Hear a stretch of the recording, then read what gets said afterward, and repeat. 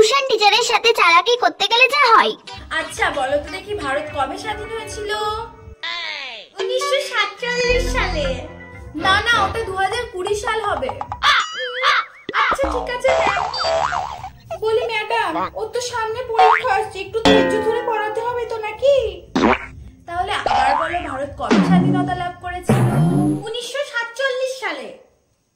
আবার বললাম না তোমাকে 2020 সাল হবে। ও হ্যাঁ হ্যাঁ, 2020 সালে। ও তো ঠিকই বলেছে, ভারত স্বাধীন তো 1947 সালেই হয়েছিল। তুমি ওকে ভুলভাল শেখাচ্ছ কেন? ও আচ্ছা আচ্ছা, আগে আপনি 5 মাসের মাইনে ক্লিয়ার করুন, তারপর ভারত স্বাধীন 2020 থেকে 1947 সাল ঠিক হয়ে যাবে। আমি তো তোমাকে 5 মাসের মাইনে দিয়ে দিই, সঠিকটা পড়াও ম্যাডাম।